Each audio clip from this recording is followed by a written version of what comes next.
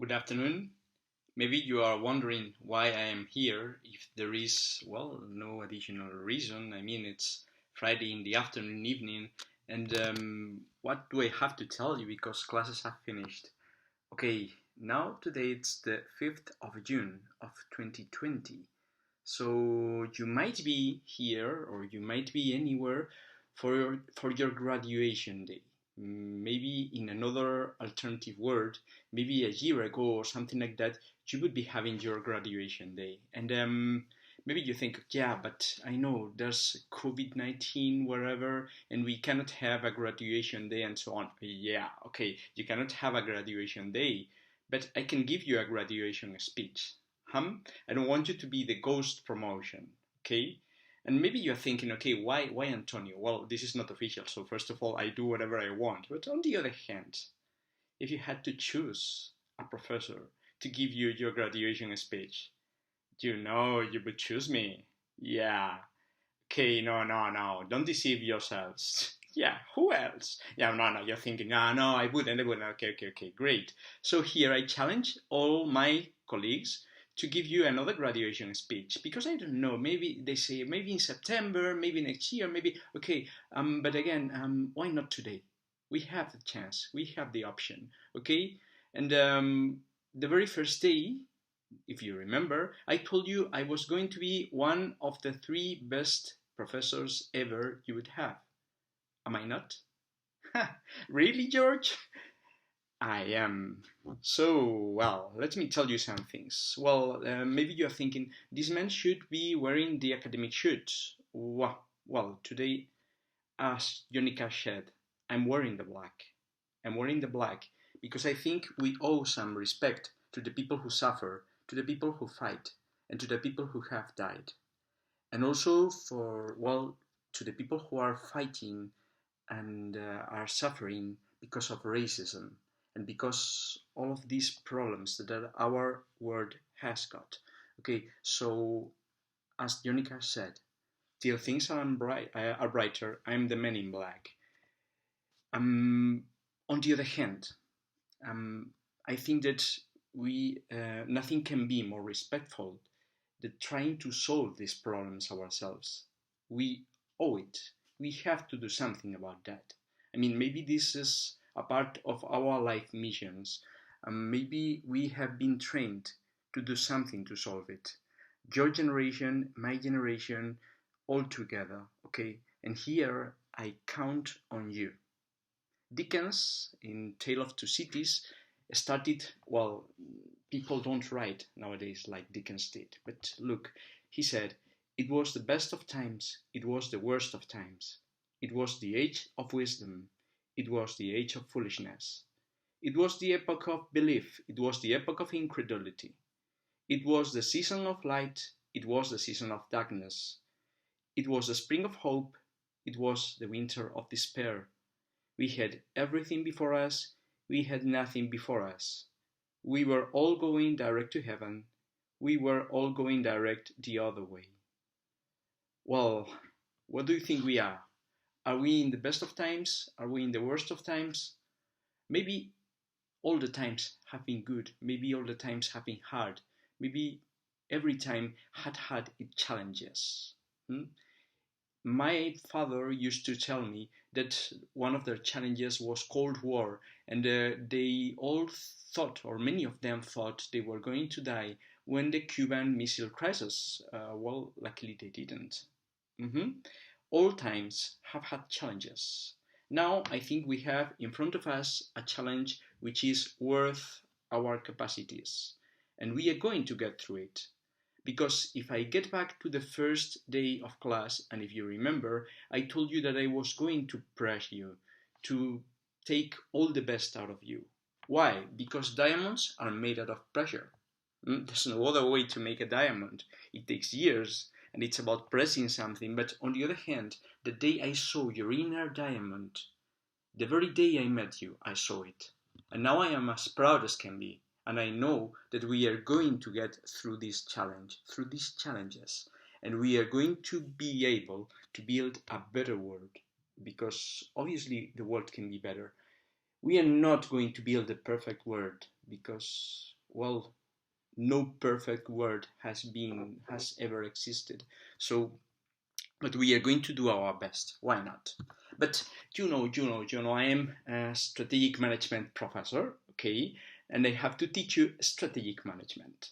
So let me use a strategic management model to create something like a roadmap. Why not? Okay, why not? So, which model? Well, I thought about, I don't know if you liked it or not, but I really like it, about Blue Ocean strategy. Blue Ocean strategy is a beautiful model when you feel like your environment is especially pressing, is especially complicated, and you say, okay, we need to create a new environment. We need to change everything. Okay, this model was formulated by Morborg and Kim. Okay, and I am thinking about how do we develop a blue ocean strategy to, why not, to make a better world or to make a better environment or something like that. Why not? Okay, well, if you remember, there were 4 steps in the model, which were eliminating, reducing, increasing, and creating. So let me start with eliminating. What would I eliminate from the world? I would eliminate ignorance. I would eliminate stupidity. I consider that ignorance and stupidity are in the root of most of the worst things we know. I mean, if we eliminate ignorance and stupidity, we would eliminate racism, machismo, we would eliminate hate, we would eliminate people who think that are better than any other one. Mm-hmm. Because if you think that you are better than anyone else, then you are probably worse than most of the people just because of that. Okay, so why not? Let's wipe off ignorance. Let's fight against ignorance and stupidity. Hmm? No one is better than any other one itself as a whole. Okay, people are not better. People act better than other people. Mm-hmm. I don't give a damn to what you are. I care about what you do. What you do is what tells who you are. It's not okay. No. I am Spanish. I am from Madrid. No. It's what I do. I have to do the right things. Then reduce. Why would I? What would I reduce? I would reduce rigidity. And by rigidity, I mean all of this resistance to changes, because life and the world has always been constantly changing. Change is the only stable thing. Okay, so all these mental blocks about what there was and how things were and so on, and we have to eliminate them. We have to be able to see all our world changing and, well, enjoying the new situation and or trying to get used to the new situation. And there I will go to increase. What would I increase? Cooperation. Cooperation, I mean, we are not islands.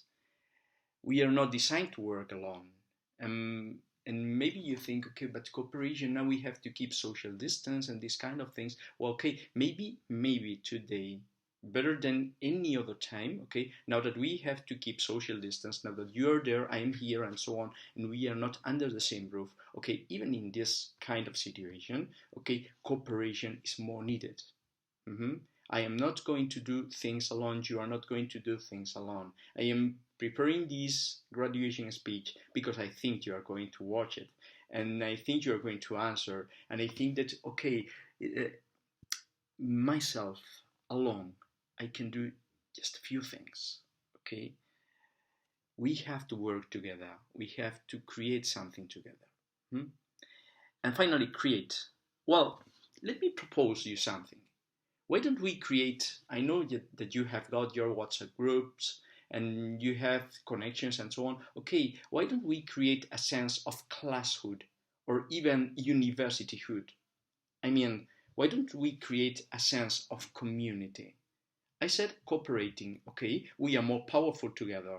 So I always, and you know I do it, I always count on my alumni for anything. I will ask you to come to my classes. I will ask you to give an advice to some students. I will ask you, and I will go on doing it. I will always count on you. Why don't you count on us? I mean, us, the professors, or as the current students when you are not one of them, or as whoever you think can help you, but related with our university. Mm, Believe it or not, you will be always part of this story. You will be always part of Universidad de Juan Carlos. We will be there for you. You can be there for us. So why don't we create this universityhood, this kind of community? Okay, and I'm not talking about a tool or a group or a social media, or maybe I am talking about all of this together. Don't know, but let's create this sensation of belonging, a sensation of community. And let me finish with a short tale, okay? It is about a swan. You know, well, have you ever seen a swan? Swans are beautiful, marvelous, these incredible animals with this tremendous neck and so on, okay? Well, a swan. The swan got apart from the family and got lost. So the swan somehow happened to enter a turkey farm. Well, and he met the turkeys and so on, and he started to live like a turkey. Because, living like a turkey, you know how turkeys are. Turkeys are fed for free, turkeys live in the dirt. It's easy to be a turkey. It's not easy to be a swan. To be a swan means being always beautiful, being always graceful, and so on. It's not easy to be a turkey. So it's easy to be a turkey. So the swan felt comfortable, okay, and that was great. But then Thanksgiving came, and that very moment, um, the farmer said, "Okay, let's count the number of turkeys we have got." And 1, 2, 3, 11, 100, Okay, and he said, "Okay, there's one more turkey than I thought."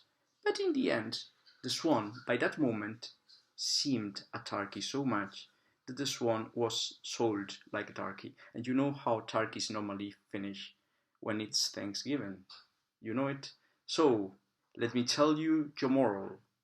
You are born to be swans. Don't adapt to be turkeys. So, happy graduation day or something.